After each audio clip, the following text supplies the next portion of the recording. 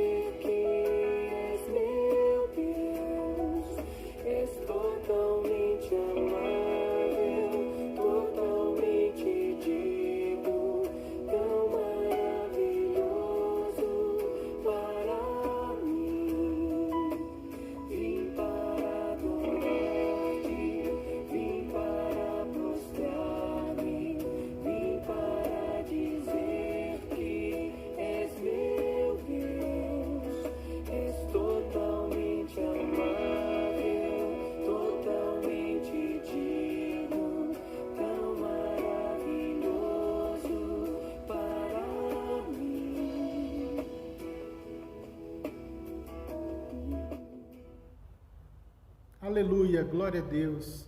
Como é bom louvarmos ao nosso Deus, como é bom dizermos a Ele que nós estamos aqui para adorá-lo, para realmente prestar o culto que Ele realmente merece, de cada um de nós. Vamos orar mais uma vez? Pai, muito obrigado, Deus, por podermos estar na sua casa, por podermos estar reunidos, ainda que separados, mas reunidos em coração, para te adorar e para também, Deus, dizermos que estamos aqui com o nosso coração aberto, Deus, para sermos abençoados pelo Senhor. Com o nosso coração aberto também para pedirmos perdão ao Senhor humildemente, Pai, pelos nossos erros, pelos nossos pecados.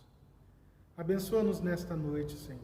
Tem misericórdia de nós e derrama do teu perdão. Pelo amor de Cristo Jesus, o nosso Salvador, Pai, aqui clamamos. Perdoa a cada um de nós, Pai. E também, Senhor, nesta noite, neste culto, trata o nosso coração. Modifica o que precisa ser mudado, Deus, em cada um de nós. Que o Senhor, nesta noite, possa, Deus, restaurar as nossas vidas. Possa, Senhor, cuidar, Deus, das nossas mentes. Possa, Deus, trazer cura àqueles que estão doentes, aqueles que estão abatidos, derrama da tua força. Aqueles que estão entristecidos, Senhor, derrama da tua alegria. Aqueles que estão ansiosos, Deus, e preocupados, derrama da tua paz, que excede todo entendimento. Abençoa o teu povo, Senhor, e fala conosco através da sua palavra, Deus. Em nome de Jesus. Amém. Glória a Deus. Quero partilhar com vocês nessa noite da palavra do Senhor, que está na carta aos Hebreus. Hebreus, capítulo 12, é o texto dessa noite. Nós vamos ler os versículos de 1 a 3. Hebreus 12, de 1 a 3. Vamos lá, abra sua Bíblia, para que nós possamos juntos ler o texto. Hebreus 12, de 1 a 3, que diz assim: Portanto, também nós, uma vez que estamos rodeados por tão grandes nuvens de testemunhas, livremo-nos de tudo o que nos atrapalha e do pecado que nos envolve, e corramos com perseverança a corrida que nos é proposta. Tendo os olhos fitos em Jesus, autor e consumador da nossa fé, ele, pela alegria que lhe fora proposta, suportou a cruz, desprezando a vergonha, e assentou-se à direita do trono de Deus.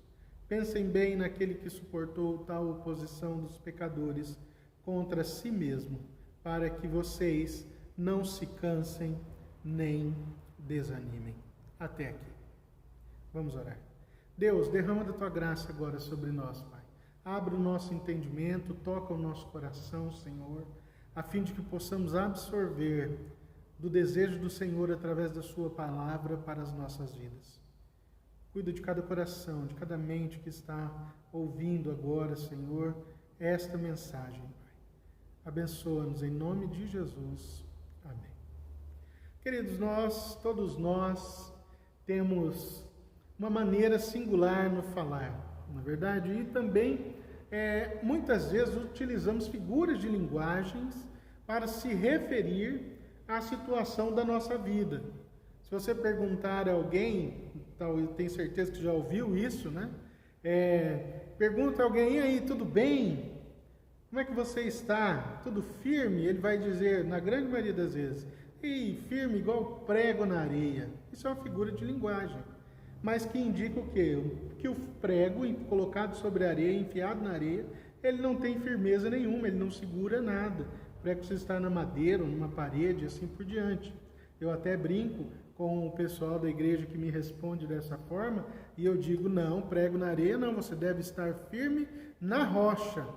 A exemplo, não é, da parábola daquele que construiu a sua casa sobre a areia e construiu a sua casa sobre a rocha. Ambas as casas receberam a tempestade sobre si, mas somente aquela que está firmada em Cristo, que é a nossa rocha, é que suporta a tempestade e não vai à ruína, não se acaba e não se esvai. Então, independente de como está a nossa situação, nós, como cristãos, devemos dizer não que estamos firmes como prego na areia, nós devemos sempre dizer que nós estamos firmes na rocha. Apesar das tempestades da vida, dos problemas ou da bonança que nós estejamos vivendo, nós devemos estar sempre firmes na rocha que é Jesus Cristo. Então, muitas pessoas também já tentaram explicar a vida através dessas metáforas ou dessas figuras de linguagem. Alguns dizem que a vida é uma roda gigante, né? Uma hora estamos em cima, outra hora estamos embaixo, não é? Outros vão dizer que a vida é igual a um carrossel que está ali dando voltas e talvez aquilo que um dia se foi possa vir a ser novamente, porque a vida ela é cíclica. Alguns vão dizer que a vida é um jogo de cartas. Uma hora você ganha, outra hora você perde. Todas figuras de linguagem. Dentro da palavra de Deus, um dos escritores também, a exemplo de Jesus, que falava por parábolas, né? Usava algumas figuras de linguagem. Nós temos também Paulo, onde a grande maioria das cartas paulinas, né? Trazem algum tipo de metáfora ou de figura de linguagem para se referir a determinadas passagens ou determinados momentos da vida das igrejas a qual ele escreveu as suas cartas. Quando nós vamos olhar aqui o texto de Hebreus, não é? Ele está dizendo aqui, bem no final do versículo 1, não é? E corramos com perseverança a corrida que nos é proposta. Paulo sempre fala da corrida. Eu acho que para mim essa é a melhor metáfora a respeito das nossas vidas. As nossas vidas é como se fosse uma maratona, não uma corrida simples, um tiro de 100 metros, mas uma maratona, porque a maratona não é algo rápido, mas ela é demorada, é longa, são vários quilômetros, 40 e poucos quilômetros. Na maratona é necessário que você tenha sabedoria, porque se você não tiver sabedoria, você não chegará ao fim da sua corrida, da sua maratona. Na maratona é necessário perseverança, porque haverão momentos de subidas e outros de descidas, algumas vezes curvas difíceis, retas imensas. E quando você chegar à metade do caminho, você com certeza sentirá vontade de desistir, porque a grande maioria dos atletas dizem que na metade do caminho acontece várias dores os afligem, né? O cansaço começa a bater naquele momento. Por mais que eles tenham se preparado, muitas vezes eles se deparam por situações inusitadas no meio do caminho, como às vezes uma chuva ou calor excessivo para o dia que ele não estava esperando. Então, uma das metáforas que Paulo utiliza é essa da maratona, de uma corrida. Até falando em outra carta,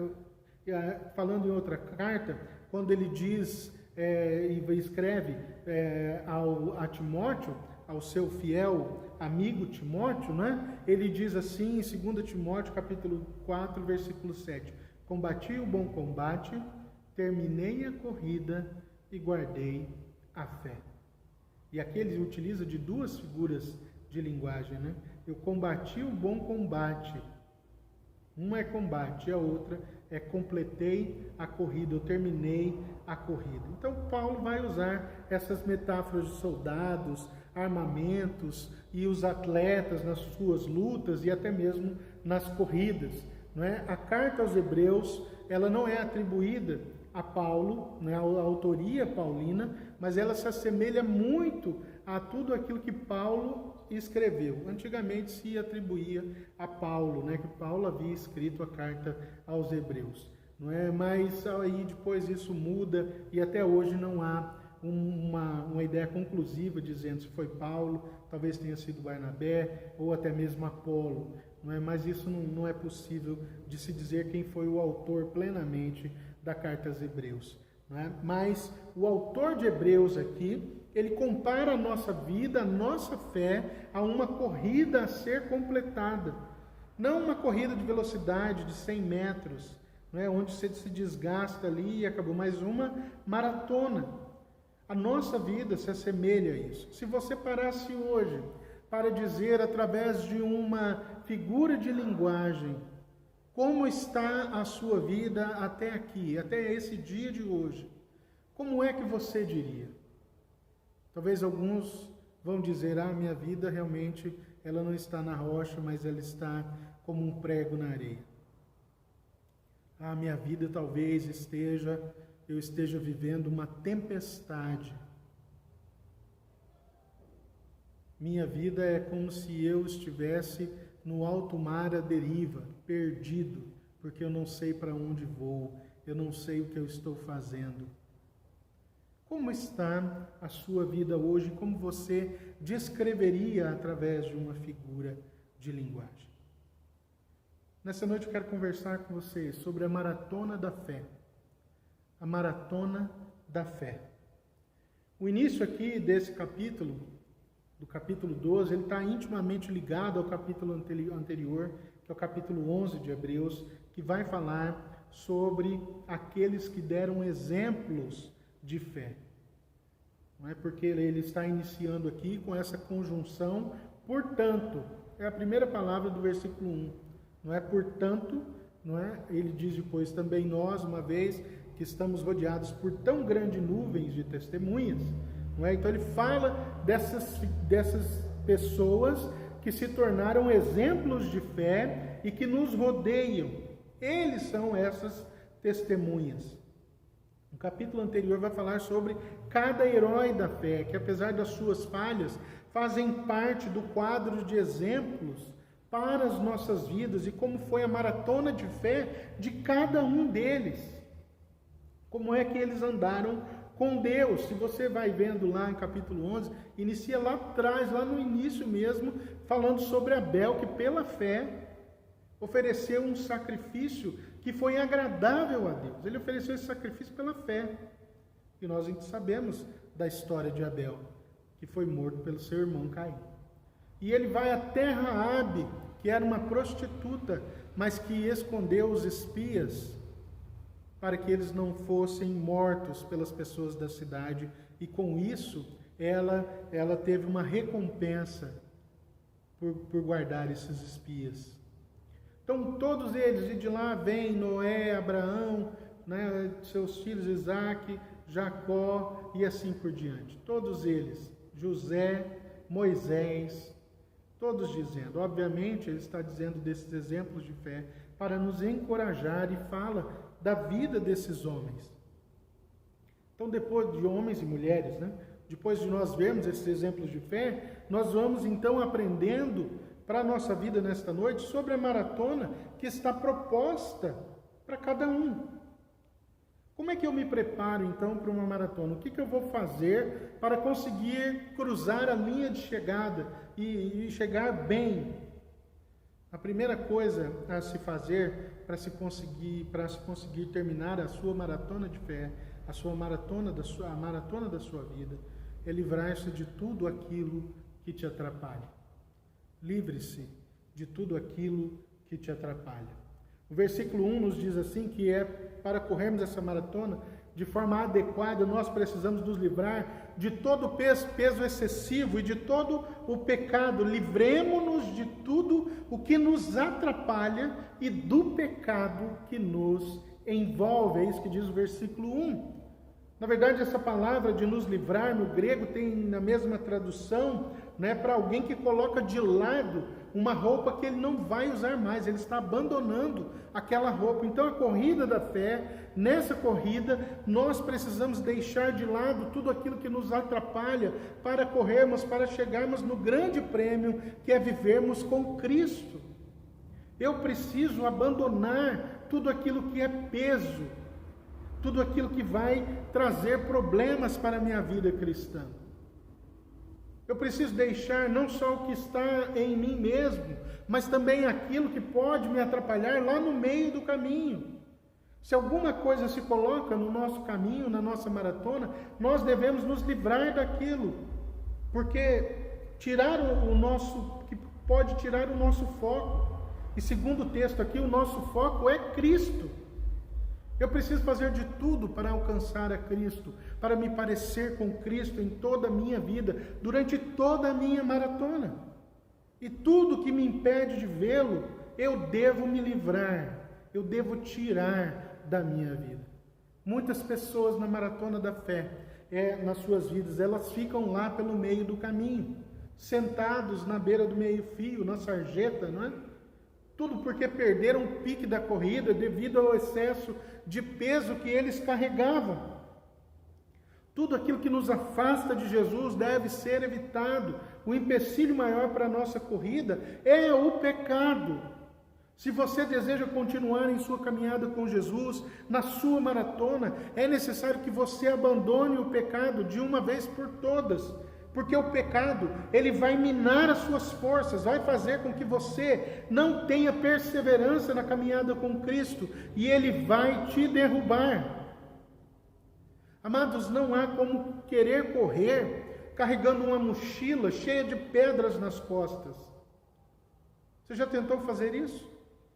Talvez por alguns metros você consiga, mas o peso excessivo vai minando as suas forças e você não vai conseguir correr.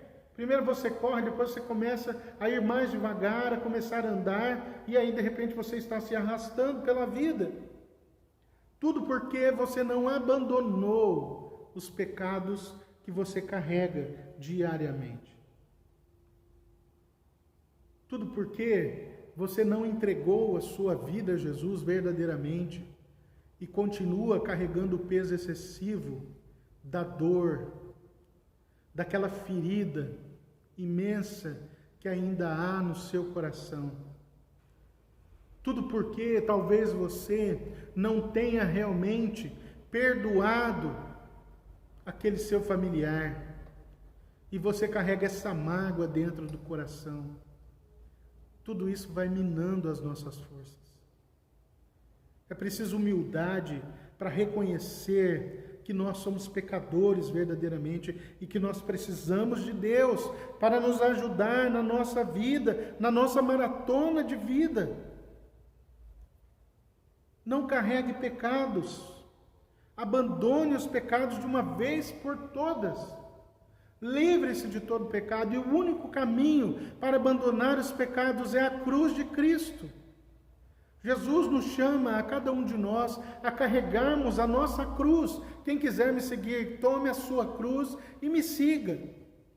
A cruz é o lugar onde os pecados são abandonados, são mortificados. Eu preciso mortificar a minha carne, eu preciso abandonar os meus pecados dia após dia, e a cruz de Cristo é isso. Eu preciso deixar tudo isso aos pés da cruz, para que eu seja curado, para que eu seja restaurado, para que a minha vida seja transformada, e eu experimente a leveza de viver com Jesus plenamente. Eu preciso ter humildade de reconhecer, não, eu estou pecando, e depois humildade para me arrepender e chegar diante de Cristo e dizer, Senhor, me perdoa. E quando você fizer isso, quando você aprender a perdoar também, a liberar perdão, quando você realmente buscar queimar essa ferida, porque por mais que você tente se livrar, às vezes você não consegue, é preciso entregá-la aos pés da cruz, para que Deus venha com o seu amor e a cauterize, e feche essa ferida do seu coração, da tristeza, da mágoa.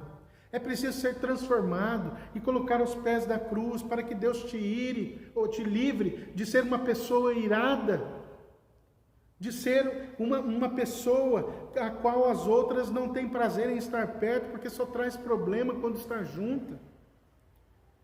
Só a cruz de Cristo pode fazer com que a gente se livre desse peso. Quantas e quantas pessoas tentam viver a vida cristã, mas não conseguem, porque estão carregando toneladas sobre as suas costas, porque ainda não aprenderam a colocar tudo isso aos pés da cruz, a fim de que sejam libertas.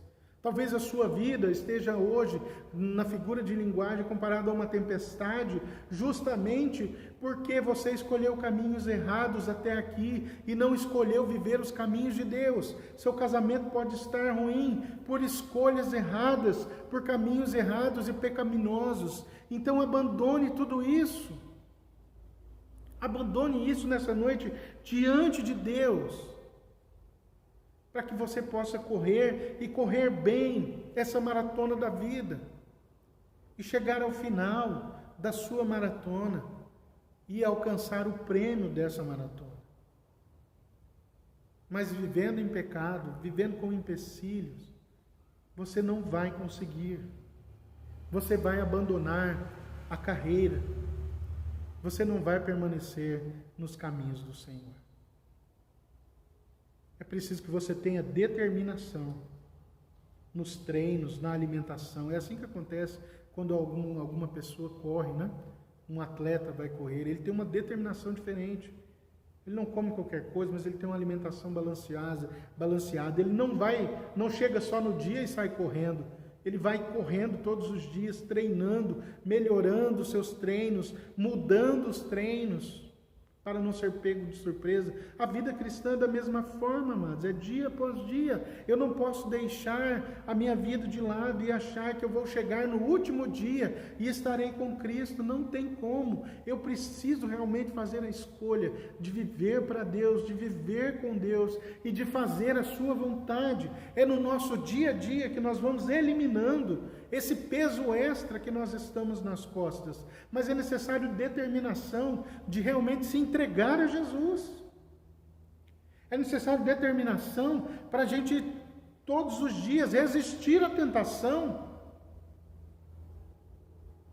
É necessário determinação de todos os dias colocar a palavra de Deus em prática na minha vida e ler a palavra de Deus e orar cada vez mais. Mas isso é treino, isso é dedicação, é mudança de hábito. O que é que tem tirado o foco da sua maratona de fé?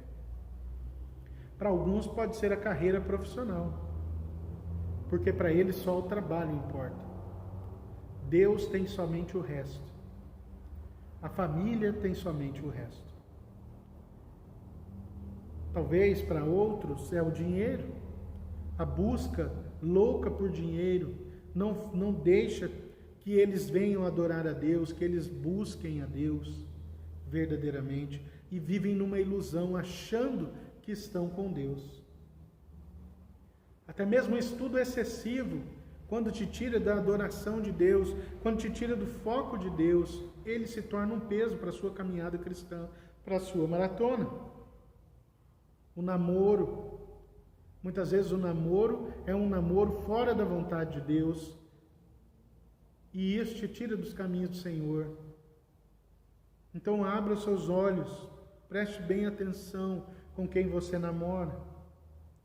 Qual pecado na sua vida ainda precisa ser abandonado? Pornografia, a maledicência, o falar malicioso, a boca suja, xingamentos, a fofoca, a embriaguez, os vícios do cigarro e de outras coisas, o adultério, que precisa ser tirado da sua vida para que você realmente corra a maratona que Deus deseja que você corra. O pecado vai minar as suas forças, por isso é necessário determinação, ou como diz o texto, é necessário perseverança, que nós tenhamos perseverança na nossa caminhada, que nós corramos, como diz o final do versículo 1, diz assim: corramos com perseverança a corrida que nos é proposta. A segunda coisa a se fazer para completar a maratona de fé é correr com perseverança. Isso é importantíssimo. Corra com perseverança. Existe uma corrida, existe já um trajeto que nos foi proposto, existe um começo, meio e fim. Mas se nós não observarmos esse percurso, nós podemos não chegar ao fim da maratona. O texto nos fala das testemunhas que nós temos, os heróis da fé. Eles só chegaram ao final porque eles tiveram perseverança na sua caminhada. Alguns pensaram em abandonar a corrida diante de tantas provações que vieram sobre suas vidas, tirando suas forças, tirando a alegria. Mas eles não desistiram, apesar das tribulações. Quando nós olhamos para Abraão, Deus levanta esse homem e diz: vai para a terra que eu vou te mostrar. Ele deixa lá a sua parentela, sai, como diz o texto, e vai para o lugar que Deus o manda. Pela fé, esse homem vai para esse lugar, uma terra prometida, embora desconhecida, mas a terra prometida. Ele vai e vive, quando já estava velho, quando ninguém dava nada nem por ele, nem pela sua esposa, eles concebem o filho da promessa. Pela fé. Pela fé esse homem foi levado a um lugar longínquo. E pela fé esse homem montou um altar para imolar o seu único e amado filho. Mas ele fez pela fé. Que provação! Se fosse você no lugar de Abraão, você ofereceria seu filho a Deus? Óbvio que Deus não deseja sacrifícios humanos. Não é? E naquele momento Deus estava provando a fé de Abraão, naquilo que ele mais amava, que era o seu filho. E pelo exemplo dele, nós somos abençoados hoje. Mas ele não passou dificuldades, ele não teve problemas, teve vários problemas, vários tipos de problemas, com seu sobrinho, com a sua mulher, com Agar, porque ela era mãe do seu outro filho, Ismael. Olha tudo isso que acontece na vida desse homem, perseguido. Mas ele estava ali, firme no caminho. Existe um caminho proposto, e se nós passamos por tribulações e aflições, os não crentes também passam, e muito mais que isso. O próprio Jesus veio e nos avisou que a nossa corrida ia ser difícil, e que haveria momentos de dificuldade, de tribulação na vida e até mesmo de perseguição. Lembrem-se das palavras que eu lhes disse: nenhum escravo é maior que o seu Senhor. Se me perseguiram, também perseguirão vocês. Se obedecerem a minha palavra, também obedecerão à de vocês. João 15, 20. Na corrida que nós temos aqui, mais tradicional no nosso país, ela é uma corrida, ela não é uma maratona por causa dos quilômetros a serem percorridos, não é? Ela não é a São Silvestre, né? Então tem uns corredores que saem correndo desabaladamente, afoitos no início, são chamados de coelhos, porque eles estão ali para aquilo mesmo, para puxar a fila, o pelotão de elite, para que eles corram cada vez mais. Mas chega lá na frente, eles já gastaram todas as suas energias, e aí eles acabam pelo meio do caminho, e aí só correm aqueles maratonistas mesmos, os atletas que estão ali, que vivem para aquilo, né? Muitos crentes são como esses coelhos aí, são chamados coelhos, né? Eles começam bem, saem correndo, começam bem na igreja, entusiasmados, cheios de energia, só que quando chega o primeiro obstáculo, na primeira tentação, na primeira tribulação, eles desistem da caminhada. Você conhece alguém assim? Talvez você esteja assim, desanimado, sem forças, porque desistiu da maratona de Deus. Perseverança significa consistência. Perseverança significa persistência, tenacidade, firmeza. É isso que significa perseverança. O antônimo, ou o contrário de perseverança, é desistência, é inconstância. Assim são muitos crentes, desistem de tudo, são inconstantes na fé, uma hora parecem muito espirituais, outra hora se afastam de tudo, se afastam da igreja, se afastam das pessoas da igreja e vivem para o mundo novamente. Não há persistência. Nós somos chamados à persistência da vida cristã. Nós devemos correr a corrida que nos está proposta, e essa palavra, né, corrida ou carreira, vem do grego agona, que dá origem à palavra agonia em inglês, ou agony, não é? É ter perseverança. Então não é algo fácil, não é algo simples. Ter perseverança também não significa que você não sente nada, mas significa que ao mesmo tempo que nós estamos sentindo dores, que muitas vezes estamos passando por dissabores, por preocupações, por problemas na nossa vida, na nossa maratona, nós vamos lutar para completá-la. Você vai se esforçar com todas as suas forças para completar a sua carreira. Paulo nos diz assim: de todos os lados somos pressionados, mas não desanimados. Ficamos perplexos, mas não desesperados. Somos perseguidos, mas não abandonados. Abatidos, mas não destruídos. Trazemos sempre em nosso corpo o morrer de Jesus, para que a vida de Jesus também seja revelada em nosso corpo. 2 Coríntios 4:8. A nossa tribulação, no meio da nossa corrida, ela pode nos ajudar a ajudarmos aqueles que passam pelos mesmos problemas, que talvez estejam ali pensando em desistir. É isso que Paulo fala: se somos atribulados, é para a consolação e salvação de vocês. Se somos consolados também, é para a consolação de vocês, a qual lhes dá paciência para suportarem os mesmos sofrimentos que nós estamos padecendo. E a nossa esperança em relação a vocês está firme, porque sabemos que da mesma forma como vocês participam dos nossos sofrimentos, participam também da nossa consolação. As nossas dificuldades servem para ajudar aqueles que estão passando pelas mesmas dificuldades, servem para o nosso tratamento, para o nosso crescimento, para a nossa edificação espiritual, para que nós desenvolvamos a confiança em Deus verdadeiramente. E isso é importante porque isso desenvolve essa confiança em Deus, que nos mostra que nós não estamos correndo essa maratona sozinhos. Nós corremos com os nossos irmãos em Cristo Jesus, aqueles que também foram chamados, porque esse é o exemplo do próprio Jesus para nós.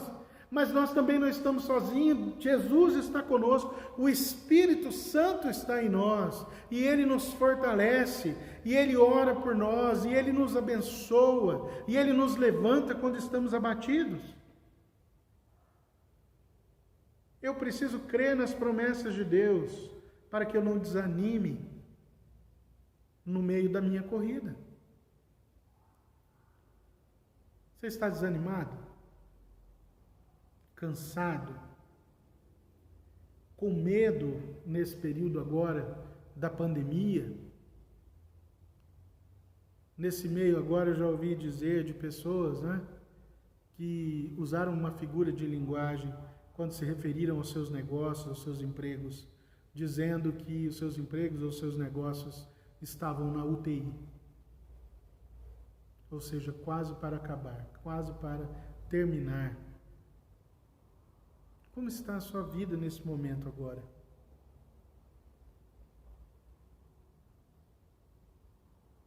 Não deixe se abater, não desanime, mas confie em Deus de todo o seu coração, porque nessa maratona nós não corremos sozinhos. Jesus está conosco, as promessas de Deus se cumprem todos os dias, a misericórdia de Deus, ela se renova a cada manhã sobre as nossas vidas, independente de como nós estejamos, independente do que esteja acontecendo à nossa volta, no nosso mundo, nesse tempo em que nós estamos vivendo, e nós precisamos crer nisso, para que nós tenhamos perseverança, para que nós aguentemos firmes a nossa caminhada, a nossa corrida. Creia nas promessas de Deus. Firme-se em Deus e não nas circunstâncias. Mantenha os seus olhos fixos em Jesus Cristo. Mantenha os seus olhos na linha de chegada, porque é isso que nós esperamos.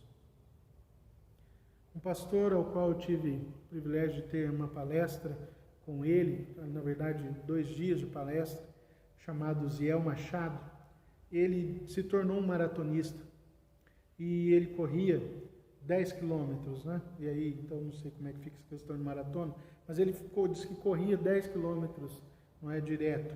E ele, nesse encontro, disse para nós que a pior parte da prova é quando se chega à metade. Por isso que é preciso sabedoria para guardar forças, da metade, daquele percurso, da metade para o final da prova. Um dia, ele contando para nós, nesse treinamento dele, ele foi correr com um rapaz que era novo na corrida, e enquanto eles estavam indo, treinando, ele não parava de conversar e de falar.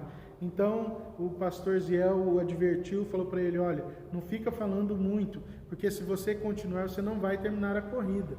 E ele não parou de falar, e aí quase na metade do percurso ele foi parando, porque ele começou a ter dores no abdômen.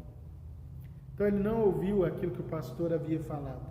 Se nós nos distrairmos, nós não vamos completar a nossa carreira. Porém, nós precisamos saber que nós não estamos sós. Deus nos dá amigos de caminhada que nos advertem sempre quando nós estamos saindo do percurso, perdendo o ritmo. E temos um amigo mais que especial, que é o próprio Jesus, que venceu todas as coisas e está assentado à direita de Deus Pai, nos esperando na linha de chegada com os braços abertos. E é isso que ele diz a mim e a você: como o Pai me amou, assim eu os amei. Permaneçam no meu amor. Se vocês obedecerem aos meus mandamentos, permanecerão no meu amor. Assim como tenho obedecido os mandamentos de meu Pai, e em seu amor permaneço. Tenho-lhes dito essas palavras para que a minha alegria esteja em vocês e a alegria de vocês seja completa. O meu mandamento é este: amem-se uns aos outros como eu os amei. Ninguém tem maior amor do que aquele que dá a vida pelos seus amigos. Vocês serão meus amigos se fizerem o que eu lhes ordeno. Já não os chamo servos, porque o servo não sabe o que o seu senhor faz.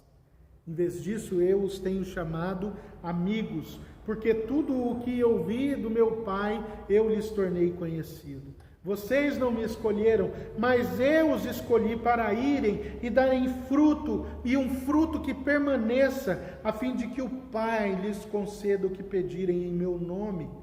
Este é o meu mandamento: amem-se uns aos outros. João 15, de 9 a 17. Ele é o nosso exemplo para que nós sigamos firmes na nossa maratona de fé, irmãos. Não podem ser as circunstâncias, nem mesmo as adversidades, as provações ou o pecado que devem estar na frente dos nossos olhos. Mas os nossos olhos devem estar fitos, firmes no autor e consumador da nossa fé. Se você mantiver os olhos longe do pecado, com certeza você vai chegar ao fim da sua maratona. Porque tanto querer quanto realizar vem de Deus. Mas se você olhar para a multidão que fica ao lado do percurso, você não vai conseguir. Se você ficar olhando o mundo e se deixar seduzir pelo mundo, você não vai conseguir. Há vários exemplos disso dentro da palavra de Deus. Ló é exemplo de Abraão, que foi o contrário, sobrinho de Abraão, que foi o contrário dele, que deixou que os seus olhos cobiçassem as terras mais férteis, que estavam ao lado lá de Sodoma e Gomorra. Ele olha aquilo e sai de lá, tendo que fugir pela misericórdia de Deus, e porque Abraão pediu por ele. Se não fosse isso, ele seria destruído com Sodoma e Gomorra, porque os seus olhos se encheram. Vamos voltar um pouco mais. O povo que vivia cercando Noé, todo mundo dizendo: esse homem é um louco construindo essa arca. Todos pereceram, porque não buscaram a Deus, porque a vida deles estava em si mesmo, nos seus prazeres. Quando nós vemos lá no Éden, a mulher se deixa levar pela conversa da serpente e desobedece a Deus. Quantos e quantos homens e mulheres dentro da palavra de Deus se perderam, a exemplo de Jó, que mesmo perdendo tudo, permanece firme ali, fiel com Deus. E no meio daquilo tudo, mesmo ali, somente ele e as cinzas e um caco de telha para coçar as suas feridas, aquele homem diz assim: quanto a mim, eu vou fechar os meus olhos para não pecar contra Deus, para não cobiçar nenhuma mulher, para não fazer nada de errado. E o que a mulher desse homem diz para ele? Você ainda está aí, você ainda confia em Deus, amaldiçoa esse Deus e morre.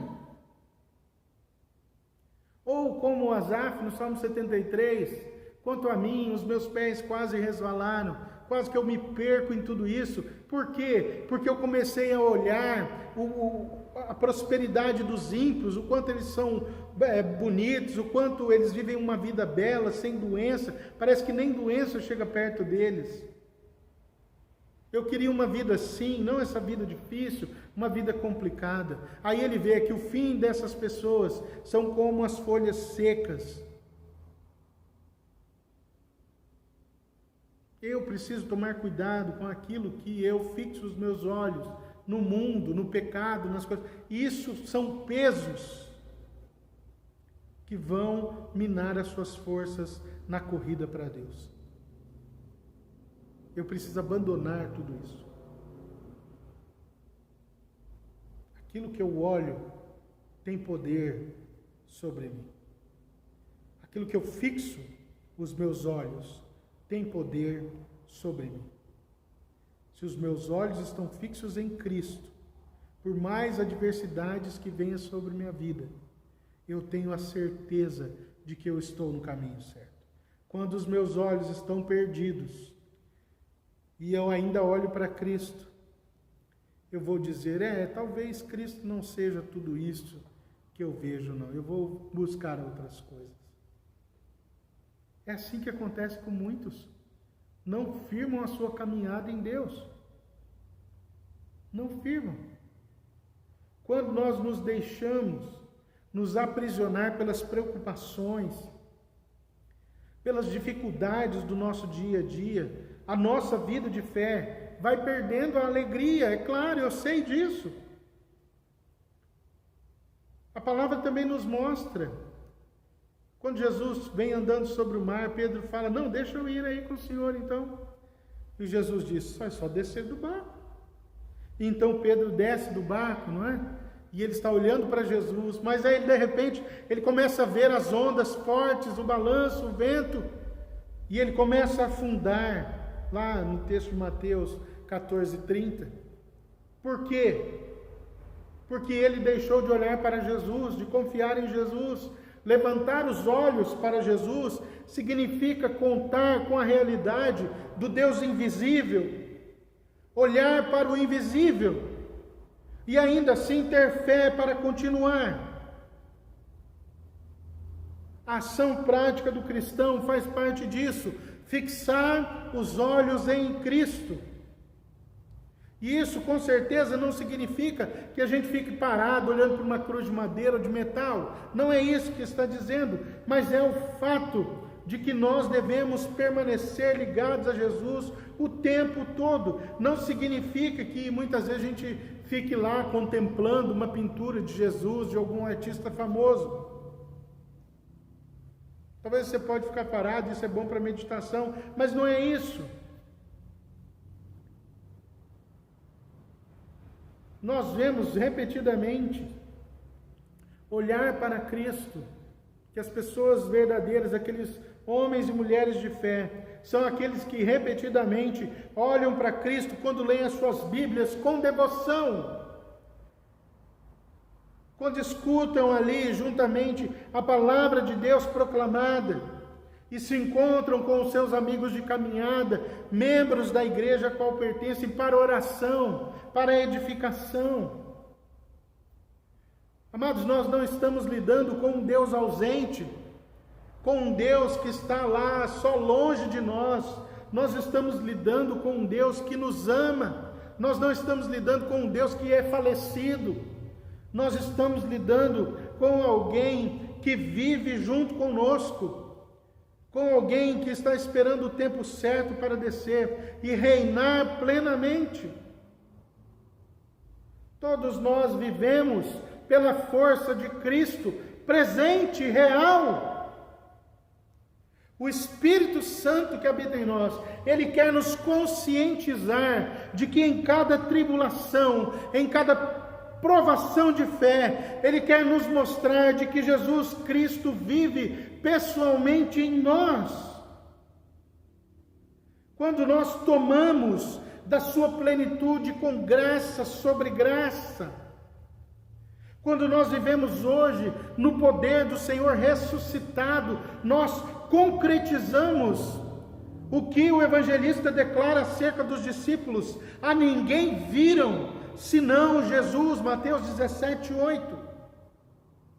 Jesus, ele não é somente o iniciador da fé, mas ele é aquele que nos guia, é aquele que nos direciona na vida. Ele é o consumador da nossa fé. É por isso que Jesus nos dá amigos e irmãos na fé, que de tempos em tempos nos oferecem um copo d'água para matar a sede ou refrescar a cabeça de um calor escaldante no meio da maratona.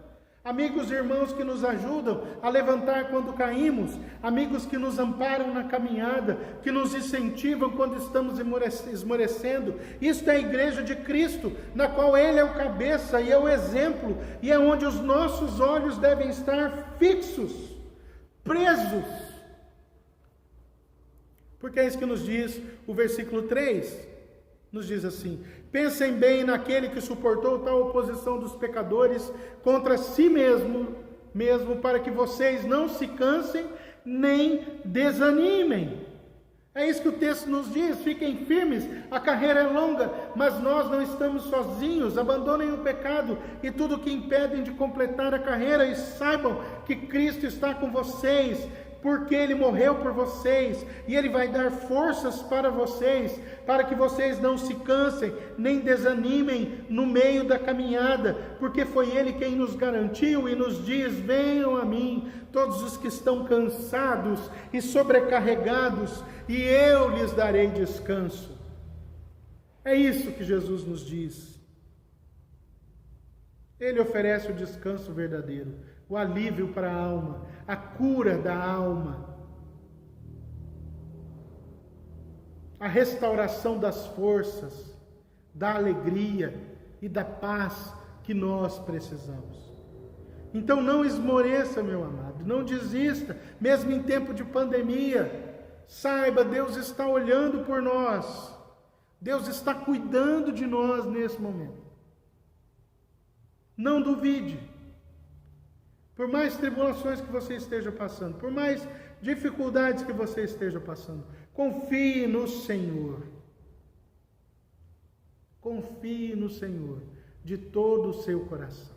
Entregue a Ele a sua vida. Entregue a Ele os seus problemas. Coloque diante dEle as suas dores. Diga para Ele aquilo que você está sentindo verdadeiramente.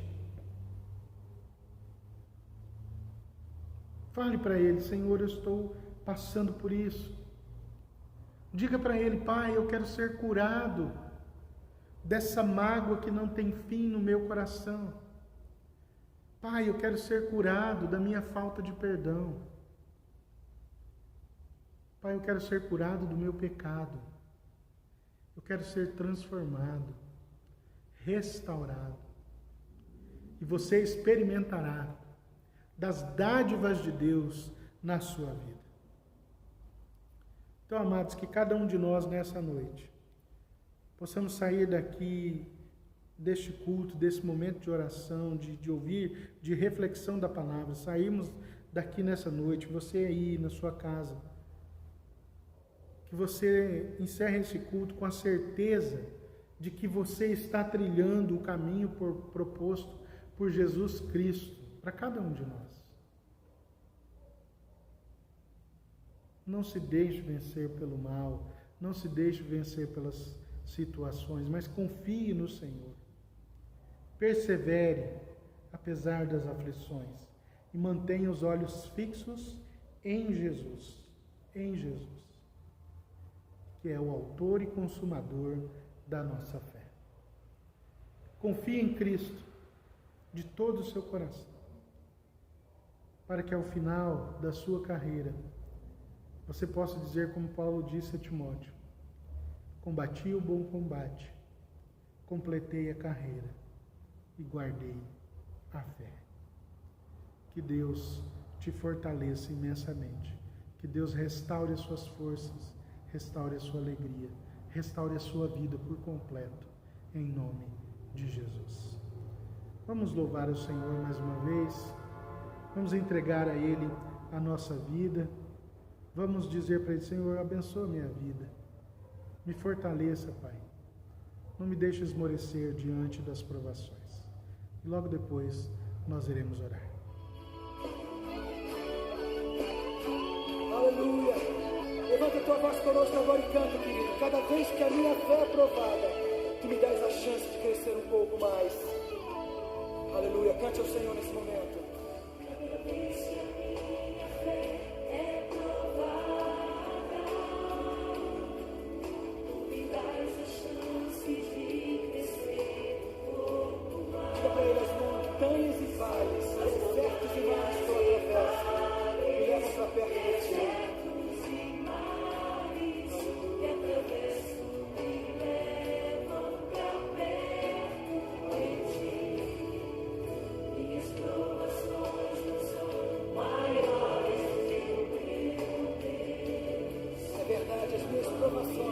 Não vão me impedir de caminhar. E se diante de mim não se abrir o mar, declaro: Deus vai me fazer andar por sobre as águas. Aleluia! Aleluia! Rompendo em fé. Minha vida se revestirá do teu poder, rompendo em fé. Diga com ousadia: eu vou mover no sobrenatural. Oh, eu vou lutar e vencer. Oh, Senhor, eu vou plantar e colher. E a cada dia eu vou viver rompendo em fé. Aleluia. Aleluia.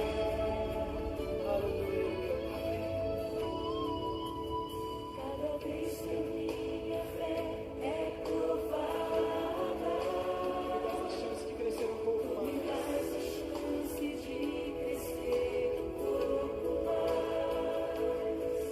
As montanhas e vales, desertos e mares que atravesso me levam pra perto de Ti. Minhas provações não são maiores do que meu Deus, e não vão me impedir de caminhar.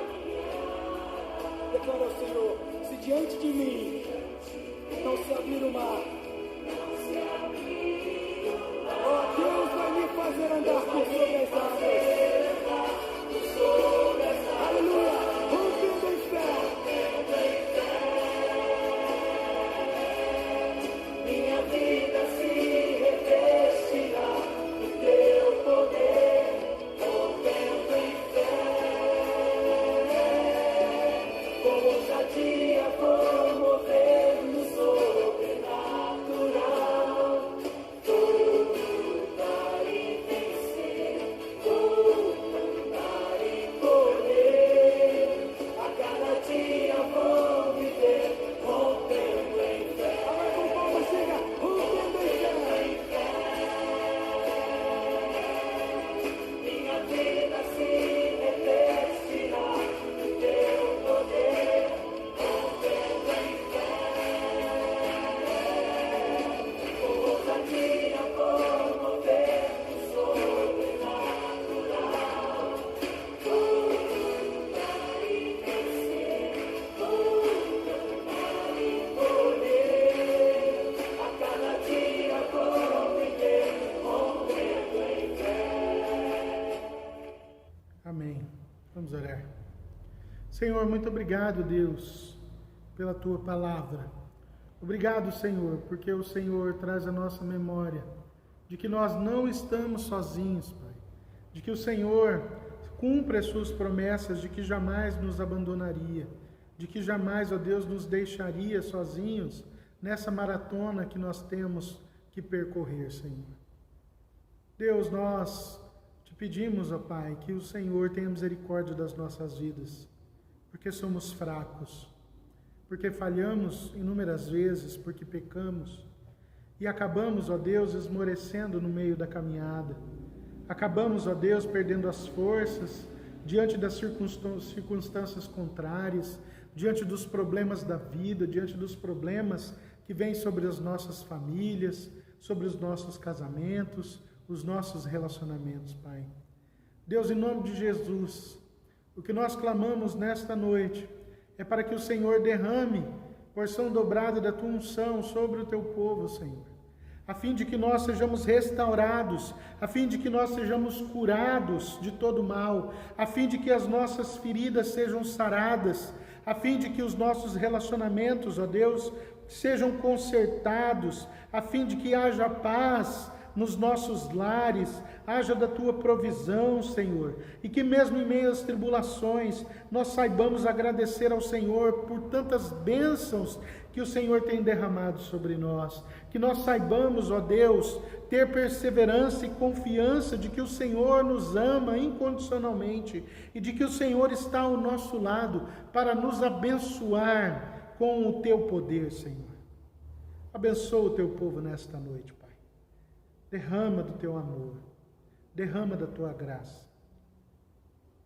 Transforma-nos e fortalece-nos, ó Deus. Retira toda preocupação diante daqueles, ó Deus, que trabalham e estão preocupados, ó Deus, com os seus negócios nessa pandemia, Pai. Que o Senhor, ó Deus, esteja abrindo, ó Deus, as portas desses negócios a fim de que eles prosperem novamente, Senhor. Abençoa o teu povo, Pai.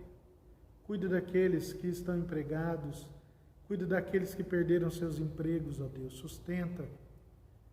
Nós clamamos pelo cuidado do Senhor. Fortalece-nos na nossa caminhada de fé, Pai. Enche-nos da tua graça. Precisamos do Senhor mais do que tudo nessa vida. Que o Senhor nos abençoe. Abençoe a cada lar representado aqui. Abençoe, ó Deus, a cada pessoa que está assistindo este culto agora. Em nome de Jesus. Amém e amém. E agora, irmãos, que a graça do nosso Senhor e Salvador Jesus Cristo, que o infinito amor de Deus Pai e que a misericórdia, a consolação, o poder e a unção do Espírito Santo sejam derramados sobre a vida de cada um de vocês, não somente hoje, mas para todo sempre. Amém e amém. Que Deus te abençoe. Que Deus te dê uma semana cheia de vitórias. Compartilhe esse vídeo com o maior número de pessoas que você conhecer. Compartilhe na sua página do Facebook. Compartilhe com seus amigos através do WhatsApp. Que você use desta ferramenta para abençoar vidas. Deus te abençoe, em nome de Jesus.